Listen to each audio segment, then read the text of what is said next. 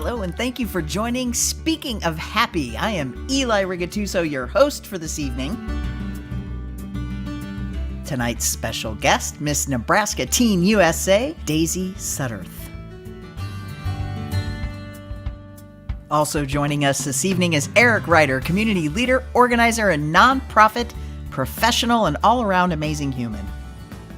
Brand new episode starting right now. Not tonight, right now.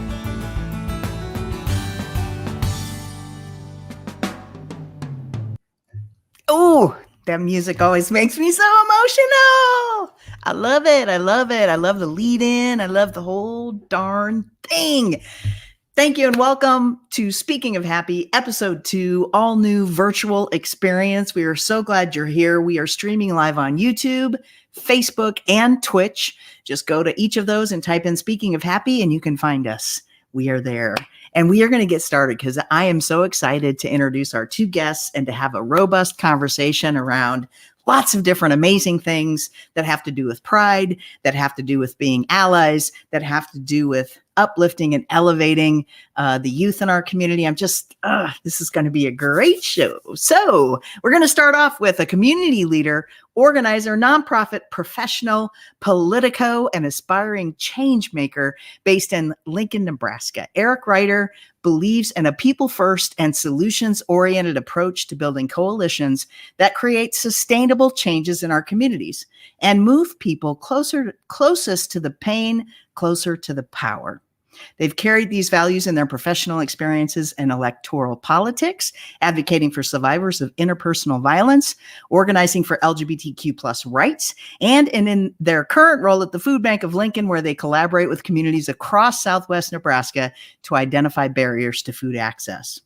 When not overcommitting themselves to political and social justice work, you can find them obsessively watching videos of corgis, planning their wedding to Trevor Noah, or sharing their hot takes about the Nebraska legislature. They are an alum of Leadership Lincoln and New Leaders Council, serve in multiple leadership positions with the Nebraska Democratic Party, and was awarded the Outstanding Young Democrat Award from the Lancaster County Democrat Party.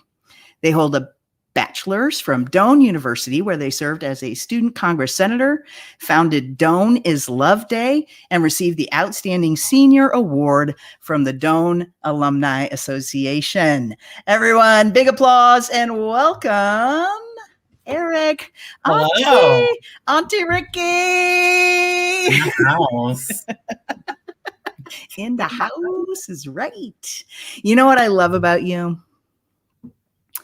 I love about the many different things that you share and that you put out in your social spaces, but just the way that you advocate on multiple levels.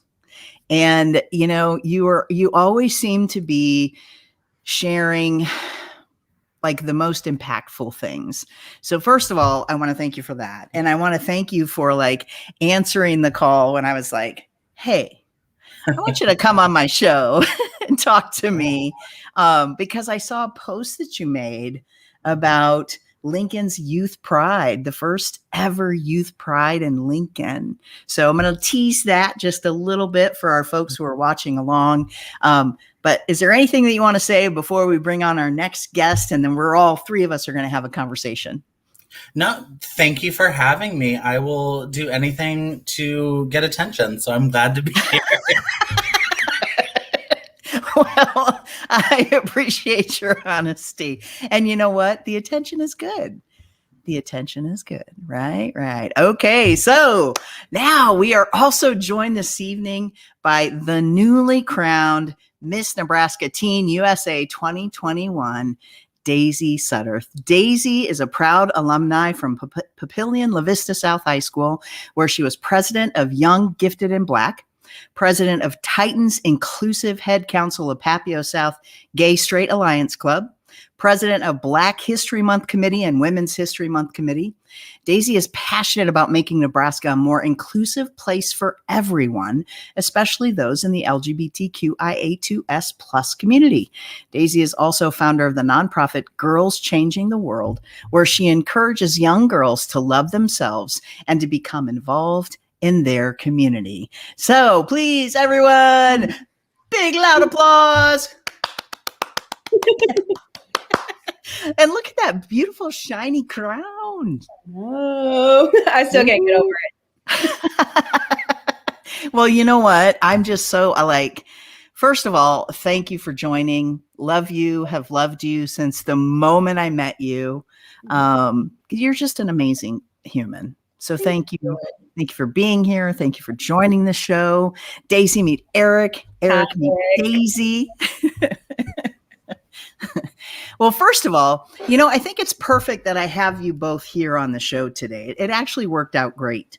And mainly because I think that you both have a vision of inspiring young people, right?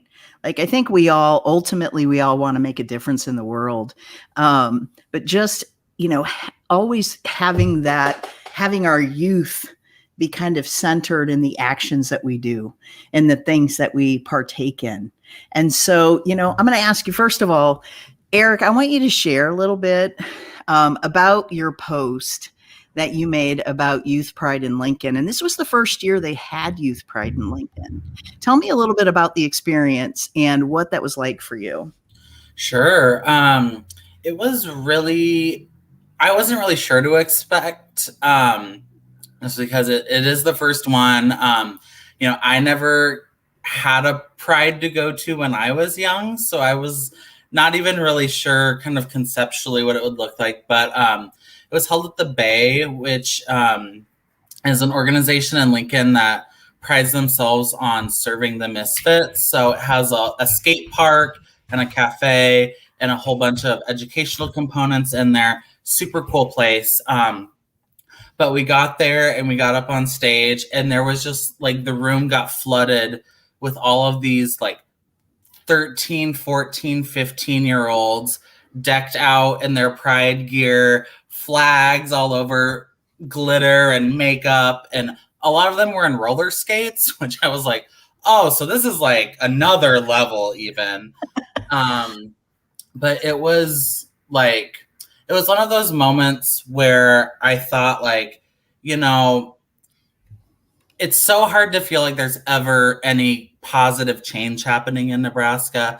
But then you look out and you see all these teenagers who are living their best queer lives. A lot of them had their parents bring them and their parents stayed with them. And it made me think we may not always have the policy movement, but we do have the movement on hearts and minds. And to me, I was like, okay, this is worth it. This is worth what we're all out here doing, advocating for. This is who we're doing it for. And I think it's working. Yeah. Yeah. Oh my God. I know that experience because I've been to Youth Pride here in Omaha and those kiddos, man, and the love that they pour on you. I mean, because you were part of a panel also, right? Yeah. I was on a panel with two members of the Lincoln City Council, James Michael Bowers and Sandra Washington, both out members of our city council. And then Andira Losh, who's a local trans activist, and then Jackeen Fox, who is a huge activist in Omaha. So it was the feedback when they would come up and want to take pictures with us and hug us. And I was like, okay, I'm not used to that. So, but it was, and the conversations that they wanted to have were how are you so confident? Or how,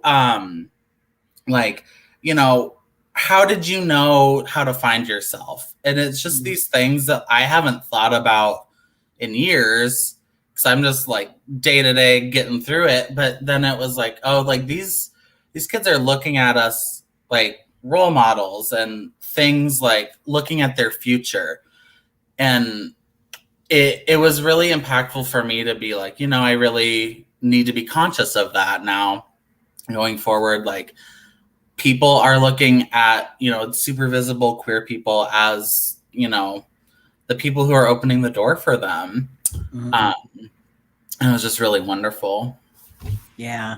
Yeah. I mean, yes, exactly. And Daisy, I bet you can probably relate to some of what Eric just shared in regard to, being someone who's put themselves in a spotlight like you have, and what had you choose to be the kind of community leader that you are? I mean, you've made some enormous differences, and not just as someone who wanted to wear a crown, right? But someone who honestly wants to make a difference. And you've chosen something very special to make a difference in. Can you share a little bit about that?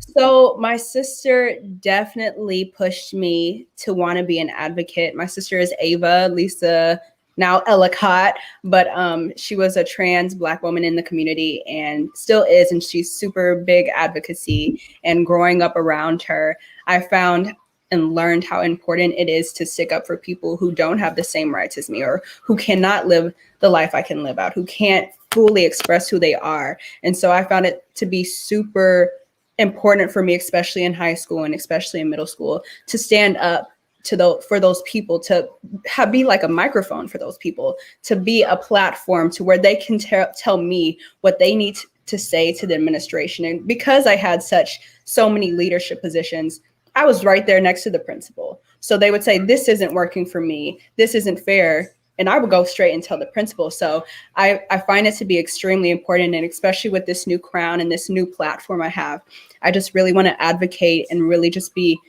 someone who can speak for other people, not speak over people, but speak for other people. Or clear the way, clear the path to give them, if they're ready to say what they need to say, give them that space. And that's the thing that I think is really important. And just to be clear, for those of you who are watching, Daisy is the sister to my co-host for Frankly Speaking, Avalisa Gallo. So crowns run in the family, right? Y'all are some beautiful queens in that family, right? So that's who she meant. And they all refer to her as Ava. They call her Ava. So for those of you who are watching, that's Avalisa Gallo, now Ellicott. The secret is out. She is now married, completely off the grid. Look, hello, everyone. There she is. Big sis, all tuning in to support the little sis. Gotta love that. So, so you are not a stranger to what our community faces, and most especially for your sister, who is a Black trans woman. She is at all of the fringes when it comes to being multi-marginalized. And so, I think it's beautiful that, and here's the thing, it's not like you're just starting to do this work. You've always done it. Like, you've always run on a platform. Your change platform has always had to do something, had to do somehow with the LGBTQ plus community, hasn't it? Yeah. My platform, when I first started pageants, was around 3 years ago, was embracing diversity. And it's always been embracing diversity. And I've kind of made an organization that, encourage diversity, that, encourages everyone to love each other. You don't have to agree with them, but love them, show them space, give them love, give them support, give them what they need to truly be themselves and to truly flourish. And that's something that I believed before I started pageants. And so I thought, why not just make that my platform? Because I can talk about it all day. And it's something that I think is super needed here in Nebraska. Yeah. Absolutely. Absolutely. So that's really just beautiful. And there's something that you and I are going to be working on too. And we'll talk a little bit later about what that is going to be. But Eric, can you tell me a little bit more about, so we're both part of New Leaders Council. I'm a graduate of the class of 2018. And there's a couple things that happen within New Leaders Council for those folks who don't know. One of those is a capstone project. And I'm curious, because I know you're going into your capstone weekend. I'm curious what you're looking at in regard to your capstone project. Sure.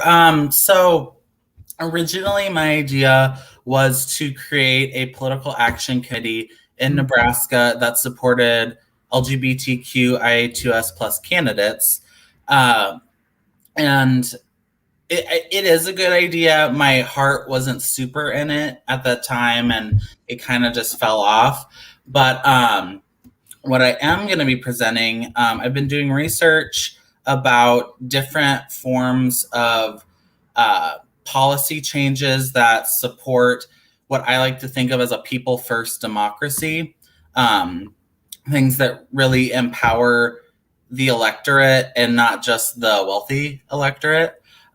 So it's a three-pronged platform that includes ranked choice voting, participatory budgeting, and democracy vouchers.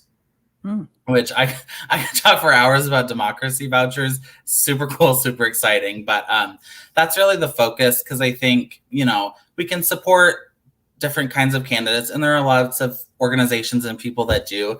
But I think, there's only so much we can expect them to do when, the bedrock of our democracy is crumbling as we speak. And I think that is the direction that we need to go to, support everyone as a whole. Yeah.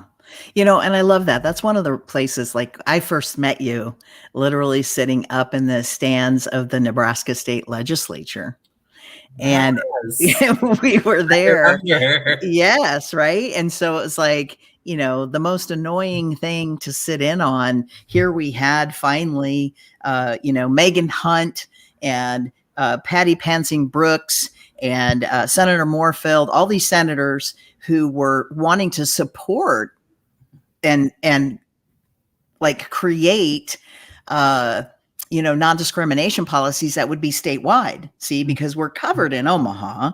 I'm not sure yet if there's anything that's changed in Lincoln in regard to that, or if we're still stuck on waiting for Nebraska as a state to do something. But it's having those clear non-discrimination policies that state that you cannot be discriminated against based on sex, sexual orientation, gender identity, and gender expression. And I just remember the two of us sitting up in the stands go like, because there are so many senators that just don't get it. There's still so many people that just don't get it. Right. And so here we are as folks who are LGBTQ+. We need more people like you, Daisy, to actually stand up and say, look, here is why.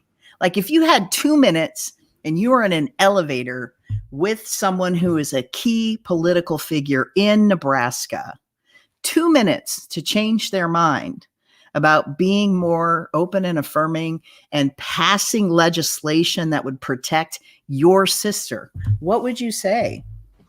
I would just simply show them the humanity of people. And I think so many people let their beliefs and how they were raised and the beliefs that were forced onto them from generations past that just don't understand, just hold such a hold against them. And they become closed-minded, and they begin to forget that people are humans. And people just want to be loved. They want to be treated equally, and they want the same rights as you and me. And so no one's sexual orientation, gender, sex, how they identify, race, anything should be a barrier for if they can vote or if they can be discriminated against voting. If we want to truly be America and be the land of the free, or what we claim we are, then we truly need to embody those values and truly let people be able to vote and not be discriminated against. Yeah. If you had a young kiddo, a young trans kiddo walk up to you and share with you about themselves, and someone, a young trans girl maybe who would love to have your crown, say, one day, what would you tell her? I would tell her that it's not impossible. The pageant world is changing every single day. We've seen that with body inclusivity. 10 years ago, a plus size woman would never be able to walk across the stage at Miss Teen USA. 2 years ago, we had Miss Spain at Miss Universe, and she was a trans woman. So there's always places where you can break barriers, shatter glass ceilings for so many people, and you can truly be such an icon. And so I would just say, prepare, be the best in the room. I had to learn that so hard. Be the best when you walk in and when you walk out. And if you don't win, don't let that discourage you. Come back next year. Be even better than you were last year. And just truly just be a kind person, because especially in the Miss USA system, they love people who are relatable and love people who are passionate about something. They want relatable people. They want people to be able to relate and be able to draw emotion from you. And so I think it's important that we just all, no matter if we're doing pageants, we just try our hardest at everything we do and put our full effort, and then we can truly change the world. Yeah. So what would you say was your best for this? How did you get this crown? So last year I got third runner up, and I was a little heartbroken because I really wanted to win, but I thought it was all for a reason. If I would have won last year, I would have been devastated with the year I would have had because of COVID, and now things are opening back up. And so throughout COVID and prepping for this pageant, I just really made sure mentally I was okay. And mentally, I knew I was the best when I walked in. I knew I was confident and I was friendly enough. I really had to work on my friendliness because when I like sit back, I have an RBF. And so I was like, this is not going to work. And so I had to really work on, smiling, keeping a little pretty face. And especially through COVID, I've learned so many life lessons. I've connected with so many people. Eli, I've connected with you so much through COVID, which is so useful in my year this year. And I just get to connect to so many different people and so many types of people that I wouldn't have been able to connect with last year. Yeah, I believe Auntie Ricky connected with RBF. So, you also may have just a tiny little bit of something on your side, Daisy, that, tell me, how does your sister show up for you with these pageants? My sister is one of the main reasons I got into pageants. So my sister has been a pageant queen for so long. I've been watching her do drag. I've just been watching her live her best life. And I've been a big supporter of her. My mom and her sneaked me into a club when I was younger.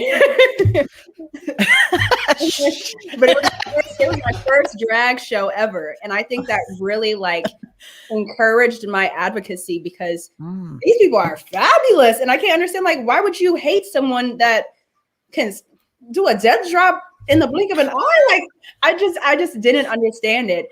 And so now my sister, she always helps me when I need to pick out a dress, or I'll call her when I'm doing my makeup for something. I'm like, is this too much? What should I do? Especially on pageant day. She did my makeup for the pageant. And then when I was there, I FaceTimed her and I was like, I don't know what to do. And so she's just been a big, big supporter. She's been a big supporter of the whole thing. And she's been a little shady at times, but it makes me laugh. So. Well, we always have to keep it real. Yeah. That's what they always say. You got to keep it real. So I love that. Absolutely love that.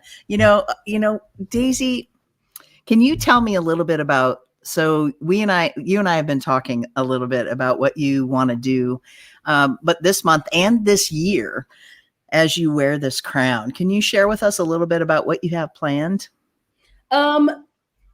I'm not going to talk about it yet, but okay. You don't have to talk about all of it, but just give us a little sneak peek. Give me a little sneak peek. So I want to just be in the community a lot, and especially with the LGBTQ plus community, because in my advocacy, that is where I have such, especially with Black trans women, I have such a connection, and I want so much better. Last year, was it last year, 2 years ago, I went to the Transgender Remembrance Day. And I've been there 2 times in a row. And every year I go, especially when I see Black trans women who have been murdered and whose names aren't even remembered for who they wanted to be. It's just been extremely hard for me because I can picture that could be my sister. And so throughout my year, I want to bring awareness, especially to Black trans women, but to trans people in general, that these people are humans. They have family, they have friends, and we can't continue, especially with legislation, we can't continue to let them be murdered. We can't continue to allow people who have hate in their hearts to murder people who just want to live their life. Yeah. And so I just want to go out through Nebraska, everywhere in Nebraska, and spread the message that people deep down, everyone just wants to be accepted for who they are. Yeah. me and you, a conservative, a right-wing conservative man, just wants to be accepted for who he is. And that is where we can all relate. And so I want to spread the message of accepting diversity, and especially to little girls who look like me, who are Black and don't really see a reflection of themselves in the pageant world. I want to show them that they're beautiful and that they're confident and that they're a star and that they can do absolutely anything. And so those are just the two messages that I want to spread across Nebraska, because I feel like it's so extremely important. Well, I can see why you are wearing that crown. Thank you. I mean, it makes perfect sense. Avalisa says, such amazing representation for the state of Nebraska. Absolutely. Abso-freaking-lutely. I love it. I appreciate you. I mean, I feel like I've kind of sort of watched you grow up over the past few years that I've known Avalisa, and you've always been there to support us in all of the ventures that she and I in our crazy conversations start to create. And so I just really appreciate you joining us this evening. Eric, is there anything that you would like to ask of Miss Daisy since we have her here on the show? Oh my goodness. Well, first of all, I'm incredibly jealous that you're so stunningly gorgeous. I try my best and never looked that good. Oh gosh, I don't know. I guess, I mean, like kind of like you said, there's not a lot of representation for Black women in the pageant world. So I guess, how do you navigate that? Or, what would your advice be to people who want to enter and, have to navigate through that kind of thing? So maybe 2 years ago, it was when the most historic moment in pageant history, when we had a Black Miss USA, a Black Miss Teen USA, and a Black Miss America. And that was such amazing for me to look at, because for every Black girl in the whole world who does pageants, that can be me. Mm-hmm. I can have curly hair and I can stand up there. I can have braids and I can stand up there. I can have the biggest crown. Miss Universe was Black too. And so it's just, for me, I found Haley Corbin, who last year all my judges said I look exactly alike her. And I met her mom a couple weeks ago, and her mom is now my fitness trainer. So it just goes in together. But she was extremely important for me to look at, because we're in the same system. In the Miss USA, there's different states that go with each other, and I'm in Vanbrose. And so she was from Kansas, and that's how she won Miss Teen USA. Mm-hmm. And so for me, that just shows me I can do it, because we have the same kind of personality. We can be quiet at times, but we can also be extremely talkative at times. And so I think, especially for someone who's trying to get into pageants, find someone who you want to not necessarily embody, but who you are inspired by, whose passion for their platform inspires you, whose passion for their community inspires you. And I just think when you are competing in pageants, it's so easy to fall into the devil of comparison. I really had to work my way, especially when I was competing this time, of, oh, her dress looks so much better than mine, or, oh, I wish I wore that, or, oh, her hair looks so pretty, I wish mine was straight. I really had to fall out of that comparison, because I knew it would just make me feel so bad. And so, especially in pageants where everything is largely beauty-based, I think it's extremely important to know who you are, be confident in who you are, and to stand true on that, because that's what judges love. Judges love when you are confident in who you are. It's the whole confidently beautiful. You have to be confident in who you are, and it's just going to radiate. Winners have that, it's just like a sunshine when they walk out. Every Miss USA or Miss Universe, or every pageant I've gone to, I've gotten shivers when I knew who the person was going to win. Every time the winner would step on stage, before I knew who was going to win, I would just get shivers all over my body. And so it's all about be confident who you are, because everyone else will see it. Wow. I think that what you just said, it speaks volumes to anyone, right? You know, I know that if I'd have had someone like you speaking when I was maybe 10, 15, 20 years old, even, I think it would have even made a difference for me to hear what you just said, especially about that death by comparison. I mean, that is something that we all, this is the other thing. I always tell Auntie Ricky that, hey, you were the person I needed to see, because one of the things that Auntie Ricky is like just being real and putting it all out there. And this is me. This is who I am.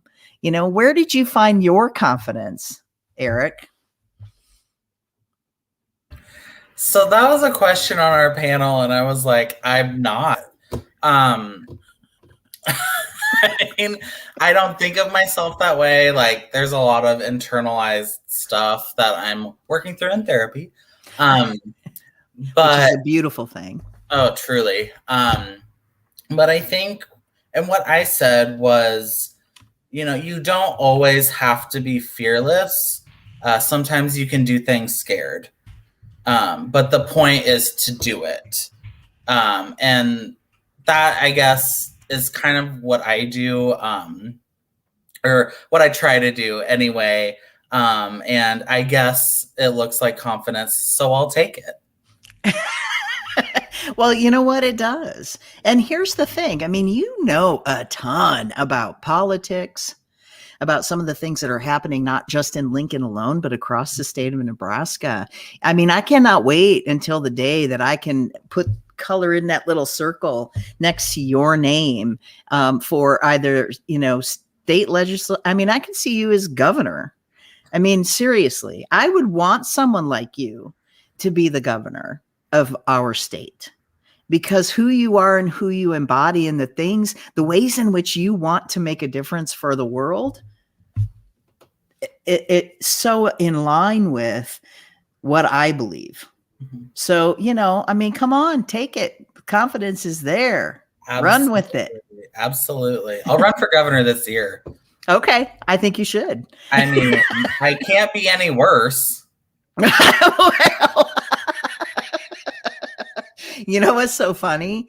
It took a really horrible president for me to finally pull myself up and say, I mean, if that person can do that, there is not a thing that I can't do any longer. Mm-hmm. You know what I'm saying? So it's like, I think that there was a blessing and a curse to the previous president, who shall go unnamed. Because I think it did inspire a lot of people. And again, that can be a blessing and a curse. There can be folks who might put their name in the hat who are just as worse as the one who was there before. So, yeah. Tell me a little bit about the Nebraska Democratic Party and what you do in regard to that. Speaking of politics. Sure. So, okay, let me think here. I am the associate chair for the Lancaster County Democratic Party. I am the vice chair of the Stonewall Caucus. I am on the State Central Committee as an at-large delegate. I am the vice chair of CD1 for the Nebraska Young Democrats and serve on the Judiciary Council. And I think those are all of my official titles. But there's no interest in politics at all. I don't know where people get that. I've also volunteered for a lot of candidates. My introduction was working on the congressional campaign that we had in CD1 in 2018. And then I just keep showing up. So they keep letting me have titles. Well, tell me a little bit more about the Stonewall Democrats. Sure. So Stonewall Democrats, previously the Nebraska LGBTQIA plus Democratic Caucus, was renamed in 2019 in honor of the 50th anniversary of Stonewall. And we support and we support queer candidates, of course, and ally candidates. We endorse, with our very small bank account, we try to give a little bit of money, provide capacity support to campaigns, but we also work on building what we call the Rainbow Bench, and training people up to run, not just for governor or Senate or Congress, but for, NRD or MUD board or the community college board or whatever, because that's where the Nebraska Republican Party, I think, has us beat a lot of times, because our bench isn't nearly as deep. We don't have people running on those down ballot races, even though those are some of the most important legislative bodies in the state. And they have a pipeline of people that they just keep pushing up. So by the time they run for like governor, super experienced, super well funded. And so we really want to build that up for queer people, of course. And of course, we also have a lot of fun when we show up to Pride. We're going to be at Hastings this weekend, or tomorrow, I guess. And then we'll be at Lincoln and Omaha. We'll be at Youth Pride for Omaha. And speaking of which, we're selling t-shirts as a fundraiser right now. So if anyone wants a little Stonewall Dem swag, you can go to our Facebook page and everything's there. Oh, let me go and look that up real quick. If somebody wanted to get involved, if there's an LGBTQ plus folks out there, is it the Stonewall Democrats Facebook page? I think it's Nebraska Stonewall Democrats. Yep. Found it. And the best way to get involved, come to a state central committee meeting.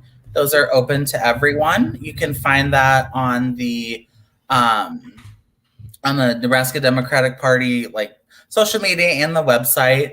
And hopefully the next one will be in person so we can hang out.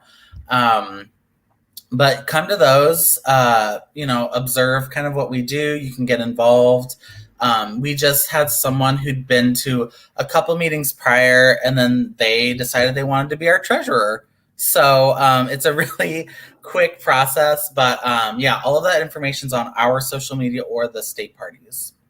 Awesome. And I just went ahead and posted to all 3 streams, both on Facebook, YouTube, and on Twitch, the link to go to your page. And I see, oh my goodness, look at these shirts. I got to show the shirts. Yeah. Let me show the shirts. I'm going to share my screen. Oh, I can't do it that way. let me download this picture and then I'll show it.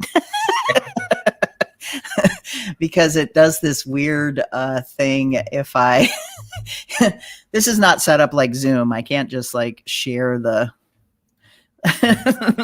a page, because it does this weird, I don't know if you've ever seen, if you take a camera and you point it towards a mirror and then it has this ripple effect of images. Sure. Yeah. It just looks really super weird. So let me see if I can find that. I'll just upload it here. Okay. So tell me a little bit about Pride still happening. There is Pride for Everyone in Lincoln. Can you give me a little bit of information about that? Sure. So yes, Pride in Lincoln is going to be Friday, June 18th and Saturday, June 19th. It's going to be in the Matt lot, which, don't quote me on this, but I think is behind the post office in the Haymarket in Lincoln. It's going to be super exciting. Coco Montrese of Drag Race fame is going to be headlining one of the evenings. And then Sweet. I believe the other evening, Melanin Magic is one of the host shows at Das House here, hosted by Baby Girl. And they're going to, that show cast is going to be the headlining act, I believe. Correct me if I'm wrong. And then actually what's really exciting, we're going to have the first ever Lincoln Pride March as well on Saturday morning. So it's going to be a very busy day because it's also Juneteenth and also the Lincoln Arts Festival. So let me ask you this. Are there any celebrations or anything happening in Lincoln in regard to Juneteenth as well? Yes. So the Malone Center, which is the historically a community center for the African American community, they always host Juneteenth, and so they have this huge celebration with all these, all these tables with resources. There's food. There's a bunch of like slides and games for kids and stuff. It's super cool. And then the F Street Community Center also has their own Juneteenth celebration, which I don't know that date, but it's not on Saturday, but they do have a specific celebration. Right. Daisy, are you going to be in the Juneteenth parade here in Omaha? Are they having one? I would have to reach out to, because last year they wanted to do one, but COVID. So I'll have to reach out to a few different, like Preston Love. I'll reach out to him and see what's going on. Okay. I wish I would have looked some stuff up about that. I usually try to be a little bit better about having some of that information handy. I'm still trying to crop this photo so we can see the the image of the Stonewall Dems t-shirt, which is very cool. I have it in the background there. I don't know if you can tell I changed my background and we can see it. If there's anybody watching along still, I know we have some viewers who have made some comments. I think this might be someone you know, Eric, Stacy. That is my mother. Oh, I love it when the moms show up. Oh, that's a very sweet message from Mom. Thanks, Mom, for following along. Who's this? Can't be any worse. Not the it can't be any worse group. No, I'm not going to run for president, despite what some people might think. I am not putting my name in that hat. I've thought about, have considered doing some things in regard to politics, and I've decided that is just not my thing, and I think it's okay. Yeah. All right. I'm still trying to work on this. I promise. I'm coming back. I'm actually going to college for journalism and political science. So. Oh, hey, talk to me about. I'll be a senator one day. So. Okay. Yes. I get it to me. We will take it. We will take it, Senator. I love it. Hey, so I have a good question for you, Daisy. I know, huh? I'm saying hi, it's Michelle. Oh, there's your people. Hello, Michelle. Okay, so tell me a little bit about what is the expectation over this next year? What are the expectations? What are the things that you have to do to fulfill your obligation as Miss Nebraska Teen USA? So do you want this in stick to the book and to the contract, or do you want this to my expectations? I think you could give us a little bit of both. Okay. I'm sure your own expectations are high, but you can give us a little bit of both. So the contract is pretty easy to go with. They just want you to make, a couple appearances a month. And they want you to have a platform to stand on. And then you go to Miss Teen USA, and then you compete on Miss Teen USA, and then you come back, and then you still do your platform, and then you give up your crown. That is about almost all the obligations that are not so pageanty words to understand. But to me, this year, I'm going to go all out, do everything I can, go to almost everything that I can before I go to Miss Teen USA. And then hopefully I win Miss Teen USA. Fingers crossed. Fingers crossed. And then I would continue to do my platform, travel all across Nebraska, and then give up my title. All right. So do you have any long-term goals that you see yourself in regard to pageants and titles?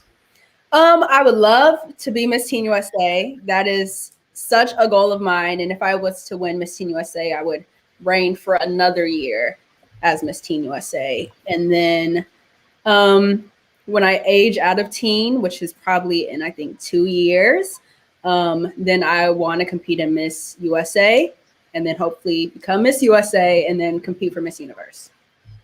All right. So a lot of crowns in your future. Yeah. I see them happening though. I mean, you have a phenomenal team of folks that are, what is this? Omaha Freedom Festival. Sweet. Thank you very much, Avalisa, for that. I'll put that back up there for a second. But I think you have a great team together. Tell me a little bit about how your mom has supported you, and what would you like to say to your mom in regard to all that has happened?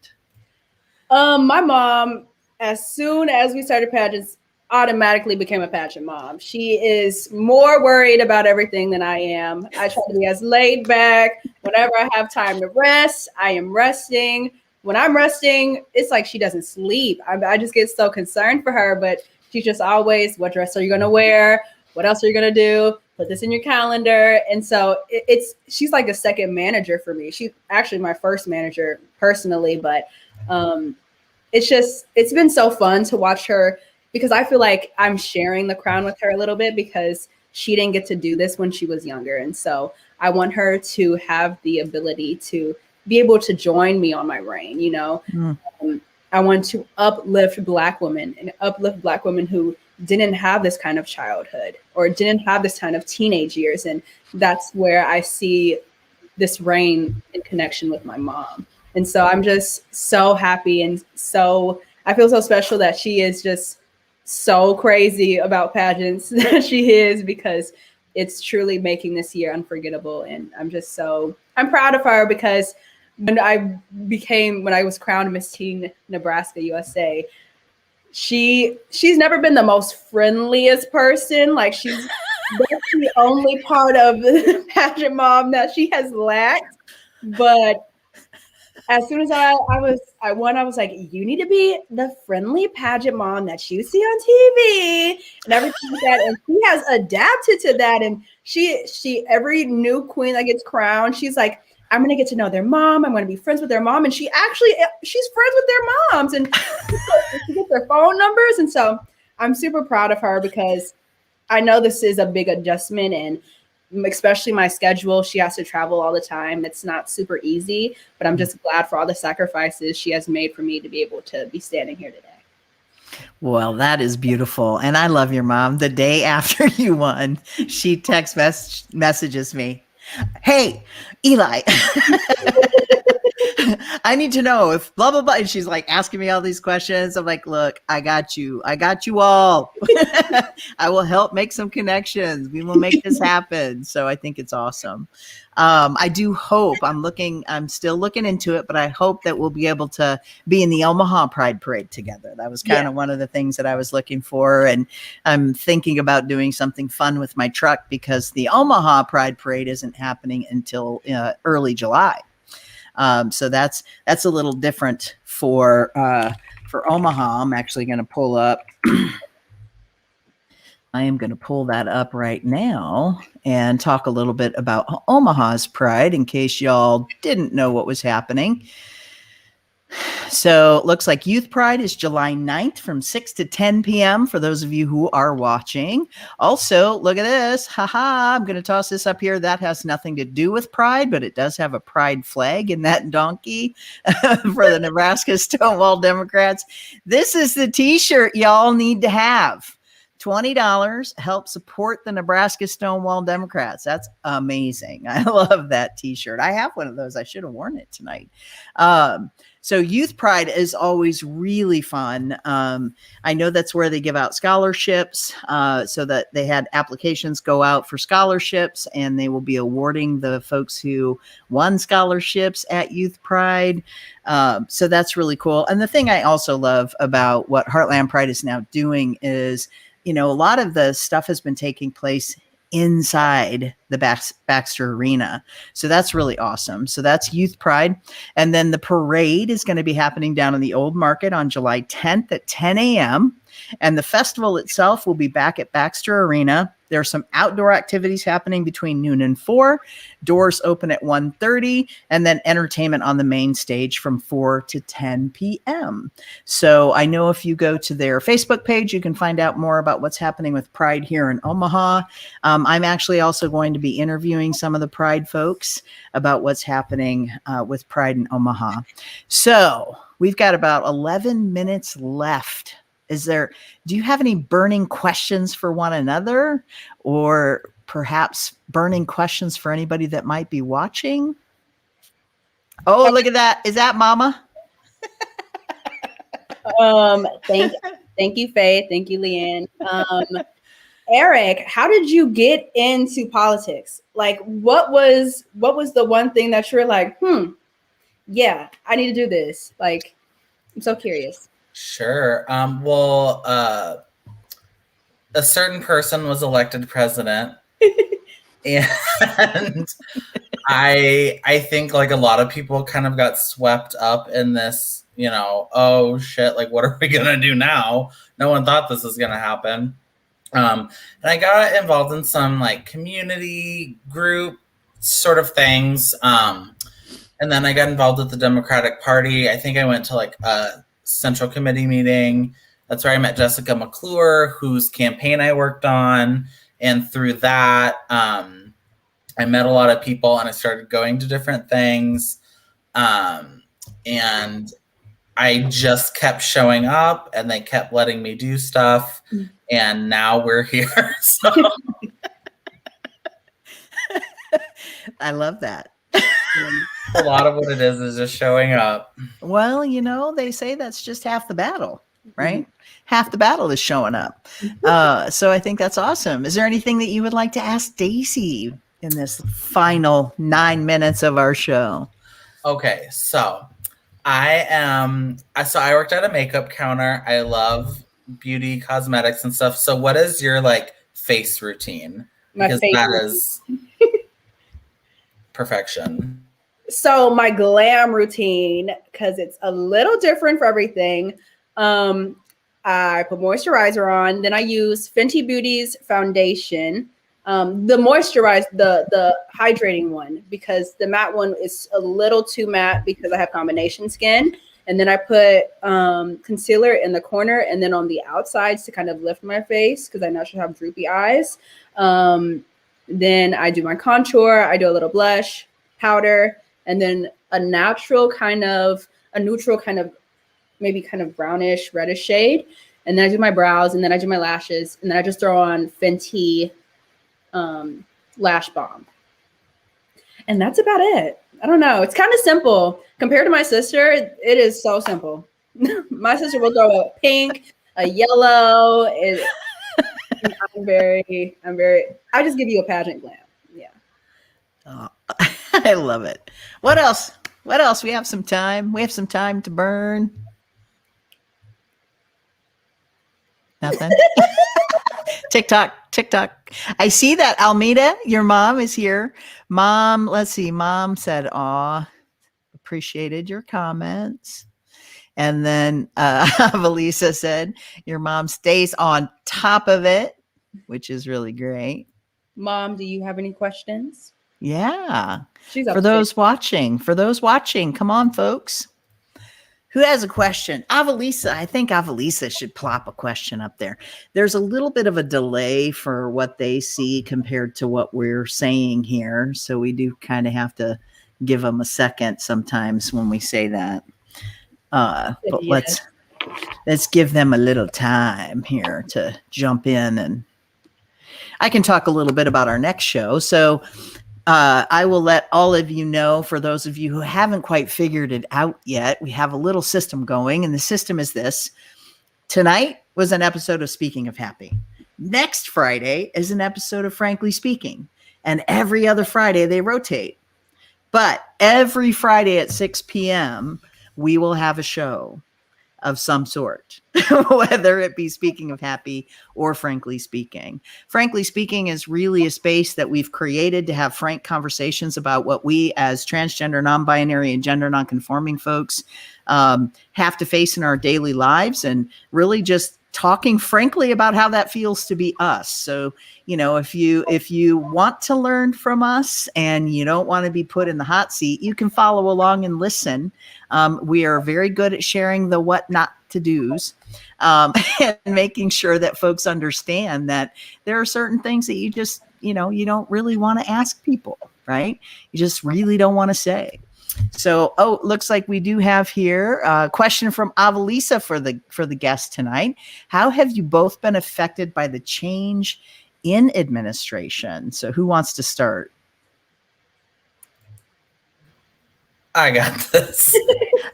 Okay.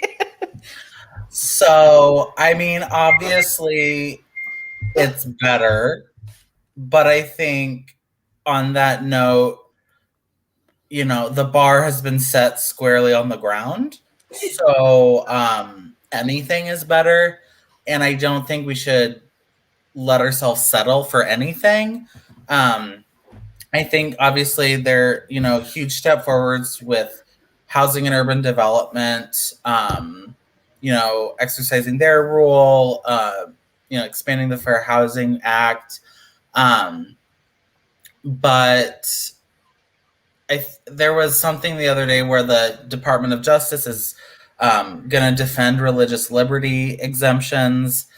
And it's like, it's that kind of moderatism and incrementalism that I don't appreciate about this administration. And I think the lack of action on things like voting rights and criminal justice reform, like there's just, it's fine, but it can always be better. And I think that's kind of our job, is to keep pushing them to do things better. Yeah. Yeah. All right, Daisy, what do you say about that question? Here's the question again, just in case. How have I been affected by the change in administration? So one positive thing, we have Kamala Harris, who is the first Black vice president ever in the history of the United States. And that's been really inspiring for me as a Black female who wants to go into politics. I don't necessarily agree with all of her stances on everything, but I think it's super important that we see representation, especially for LGBTQ plus people, for Black people, for Asian people. I think it's really important for young girls and young boys to see themselves in these important roles. On policy, not crazy in love. Like Eric said, the bar was set. Well, the bar started on the ground, below the ground. So it just gradually is just getting a little better. As a student, I'm hoping to see more gun control laws set in place, just because, what was it? As soon as the year started, it was just mass shooting after mass shooting. And for me, that's something that is one of my biggest fears to ever be involved in. And so I know Joe Biden really heavily said that he's going to, allow gun owners to still have their guns, but he wants to make sure students and people who are going to church or to the store feel safe. So he's going to try, we'll see if he keeps his promise, but, enact some gun control laws that try and keep us all safe, so we don't have to see, our friends dying. Or have to be worried about going into public spaces now that we're starting to go back out into the world again. Yeah. I mean, it's really, it's hard to feel safe anywhere. I mean, it just really is, pandemic aside, right? So thank you. Those were some beautiful answers. I'm going to actually put this one up here because here's your mom says, Eli, what is it about your two guests that piqued your interest to interview them? What piqued my interest, first of all, was with Eric's post on Facebook about the experience of being at Youth Pride and being seen as a mentor for some of these youth, and that experience and what you shared on your Facebook page had me in tears. I am an easily moved person, but I just truly love to hear about those experiences, because you know what, those kiddos, when they see us and we're standing up there in front of the room, and this is one of the reasons why I started Speaking of Happy, because I wanted to put the happy back into the word gay. I didn't want it to be a bad thing. It's like, because it's not. We are some of the most brilliant, beautiful, extraordinary, creative people in the world. And we need to start to take our place in the world. And so that was one of the reasons why I was inspired to have Eric be on the show, but I also just love Eric. On multiple levels. And like I said, you were the person that I wish I could have seen in my life when I was, 13, 14, 15.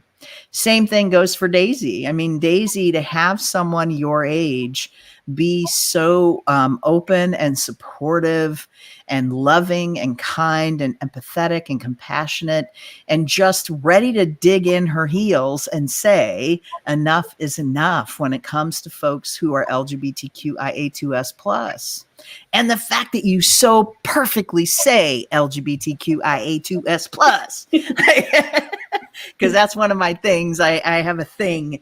Because all of those letters mean something to someone. Yeah. I love you. I love your sister. I love your mom.